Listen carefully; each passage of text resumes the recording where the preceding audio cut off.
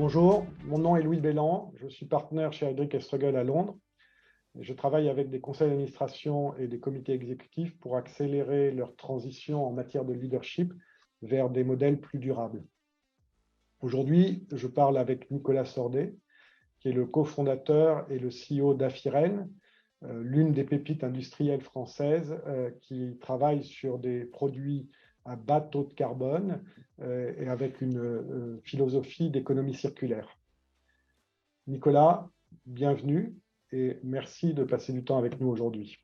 La première question que j'aurais, Nicolas, serait à propos d'Afiren. Qu'est-ce que c'est exactement et est-ce qu'il est raisonnable de dire qu'Afiren perturbe l'industrie chimique? On est en train de montrer que la chimie verte, d'une certaine façon, est une solution qui est tout à fait possible et plausible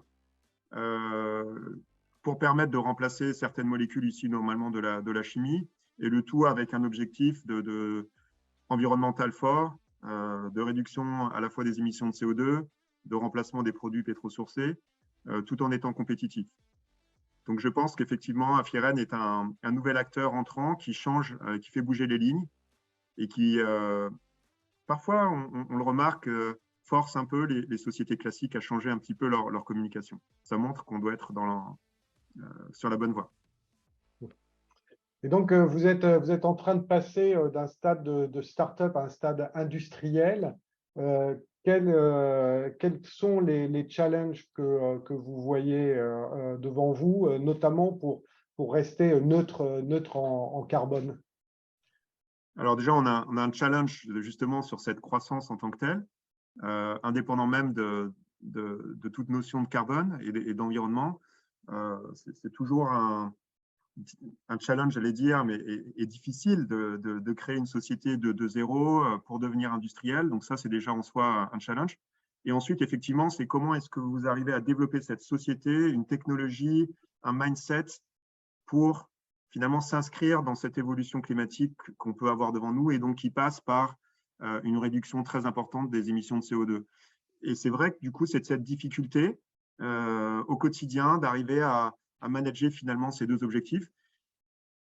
Ce que je retiendrai de notre histoire, c'est que finalement, ces objectifs sont complémentaires et finalement permettent à une société comme la nôtre d'être vertueuse, de penser différemment, d'être finalement un nouvel acteur qui peut peser et qui va peser et qui pèse déjà dans son industrie. Et donc, à cette étape cruciale de passage à une société de taille industrielle, vous avez juste inauguré votre usine dans l'Est de la France, votre première usine commerciale, premier site commercial. Quelles sont les questions qui se posent en termes d'organisation, de leadership et de culture d'entreprise pour passer cette étape et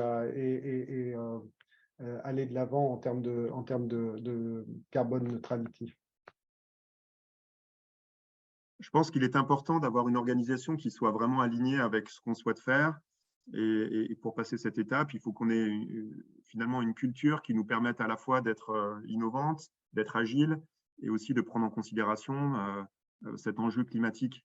Et je pense que ça, c'est la difficulté à la fois d'attirer les talents qui nous permettent de pouvoir gérer ce changement et cette évolution, mais aussi d'être capable d'avoir une technologie qui puisse s'adapter à une échelle industrielle et donc être à la fois rentable et également d'être impactante en termes de CO2. Donc ça nous permet finalement, en fait, avec tout le travail qu'on est en train de faire sur finalement ce qu'est Afiren et finalement sa base, son cœur, c'est-à-dire de proposer des molécules biosourcées qui sont bas carbone, ça nous permet aussi de mettre en place et de développer, je vais dire peut-être plus facilement, une politique environnementale, une politique ESG, une politique climat.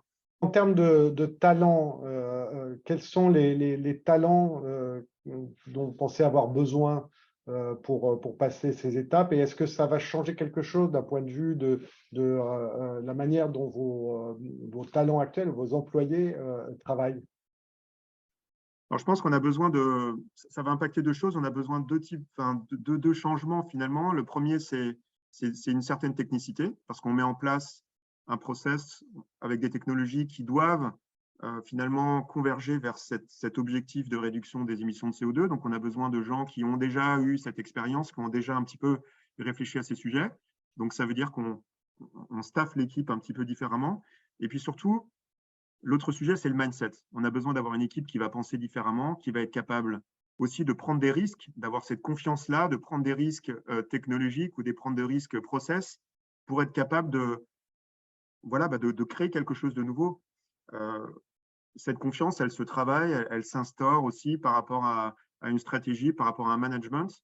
Il faut qu'on soit tous alignés et que l'équipe soit dans les meilleures conditions pour être capable de prendre ce risque-là, pour changer finalement la façon de penser, pour être à la fois innovant et en même temps respectueux de l'environnement.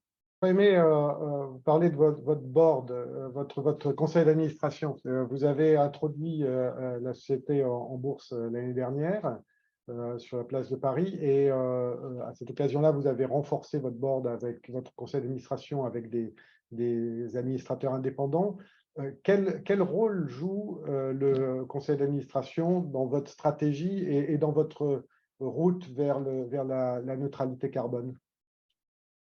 Alors déjà, effectivement, la gouvernance, ça fait partie clairement pour moi de la performance d'une société. Je pense qu'un board qui fonctionne bien est plutôt est très important pour une société, surtout de notre taille. Donc, avoir des board members indépendants et notamment un chairman indépendant a beaucoup apporté à notre société. Ça, c'est une certitude.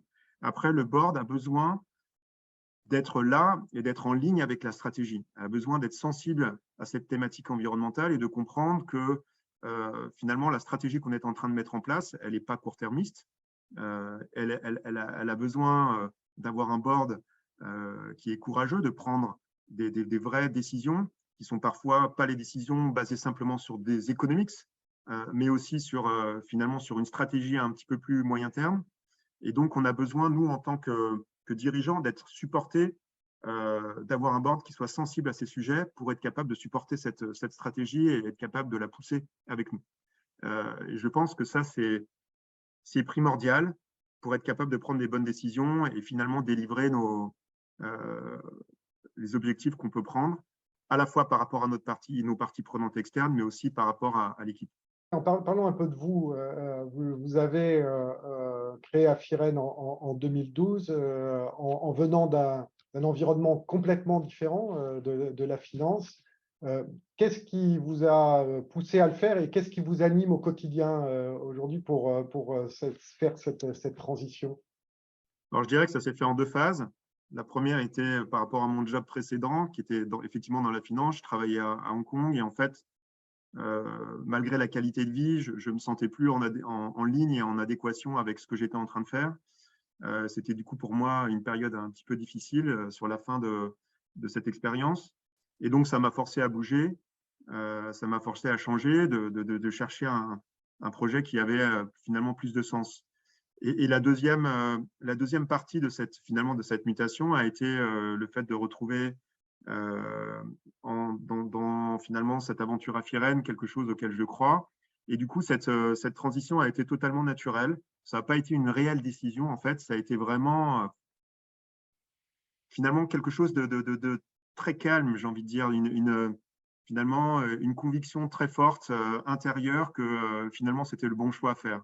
Et pourquoi? Parce que je cherchais vraiment quelque chose qui me permettait d'être en ligne avec mes idées, avec mes convictions, avec ce que je crois, ce dont je suis, ce à quoi je suis sensible. Et donc, l'environnement fait partie de ces sujets. Et donc, je pense que finalement, cette adéquation avec ce projet était la base et le moteur de tout ce qu'on était en train de faire et tout ce qu'on a pu réaliser avec succès jusqu'à présent. Pourtant, devenir CEO, ça ne s'improvise pas forcément. Comment est-ce que vous avez développé vos qualités de leadership et comment vous embarquez votre équipe dans une aventure qui nécessite beaucoup de leadership? Je pense déjà que en fait, mon expérience en Asie, où on avait déjà démarré toute une une société, et j'ai participé activement à ce développement-là. Ça a été déjà très, très intéressant en termes de management. C'était dans un environnement très multiculturel. Vous avez déjà besoin d'avoir une équipe. Finalement, il y avait déjà des sujets de recrutement, il y avait des sujets de compétition. Ça, c'était… Du coup, en fait, finalement, ce travail-là, dans un monde qui change énormément, qui change tout le temps, voilà, suite à la crise de 2008, certaines activités ont complètement disparu. Donc, finalement, tout ce qui se passe aujourd'hui ne sera peut-être pas plus valable et plus là demain. Et donc ça forge finalement une façon de penser, ça forge un caractère. Je pense aussi avoir rencontré quelqu'un dans cette expérience précédente qui avait un management très particulier et qui a été assez inspirant pour moi. Et donc ce travail-là, finalement, enfin, toute cette période-là, je me rends compte qu'elle a été finalement une période très intéressante pour moi, pour devenir dirigeant d'une société. Et je pense qu'à la fin, vous avez besoin d'embarquer vos équipes. En fait, vous avez besoin d'être sincère. Je pense que les gens le sentent et le savent. Et finalement, c'est cette conviction-là qui permet aussi de pouvoir embarquer son équipe. Mmh. Et donc, est-ce que vous pensez que ces qualités-là sont des qualités que les CEO de tous les types d'entreprises doivent avoir, non pas seulement les startups comme vous qui deviennent industriels, mais les autres entreprises industrielles aussi? Je pense que ça concerne toutes les sociétés parce qu'aujourd'hui, les gens cherchent un petit peu plus de sens, à donner un peu plus de sens à leur métier, à leur vie finalement. Je pense qu'on est dans un monde qui évolue tellement vite. On a vu ce qui s'est passé depuis 3-4 ans. Qui aurait pu imaginer la crise Covid, la situation qu'on peut vivre aujourd'hui en Ukraine avec la crise énergétique. En fait, finalement, ce qu'on est en train de dire, c'est que tout change. Tout change et finalement, un business aujourd'hui ne sera peut-être plus là demain. Et donc, il faut être capable, je pense, d'anticiper. Il faut être capable